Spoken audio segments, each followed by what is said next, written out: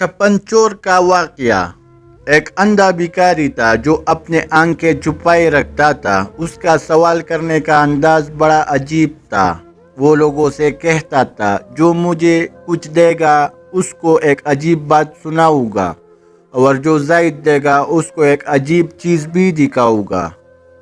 ابو اسحاق ابراہیم رحمۃ اللہ علیہ فرماتے ہیں، کسی نے اس کو کچھ دیا تو میں اس کے پاس کھڑا ہو گیا۔ اس نے اپنے آنکھیں دکھائی۔ میں یہ دیکھ کر حیران و ششدر رہ گیا کہ اس کی آنکھوں کی جگہ 2 سوراخ تھے جس سے آر پار نظر آتا تھا۔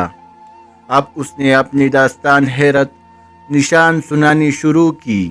میں اپنے شہر کا نامی گرامی کپن چور تھا اور لوگ مجھ سے بے حد خوفزدہ رہتے تھے۔ اتفاق سے شہر کا قاضی یعنی جج بیمار پڑ گیا۔ اس کو جب اپنے بچنے کی امید نہ رہی تو اس نے مجھے 100 دینار بھجوا کر کہلا بھیجا کہ میں ان 100 دیناروں کے ذریعے اپنا کفن تجھ سے محفوظ کرنا چاہتا ہوں۔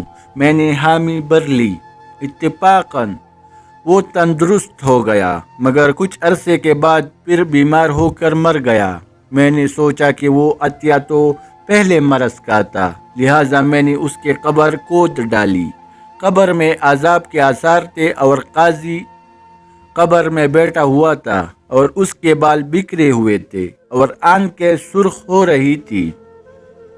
اچانک میں نے اپنے گھٹنوں میں درد محسوس کیا اور اچانک کسی نے میرے آنکھوں میں انگلیاں گوند کر مجھے اندھا کر دیا اور کہا، اے دشمن خدا، اللہ تعالیٰ کے بیدوں پر کیوں مطلع ہوتا ہے؟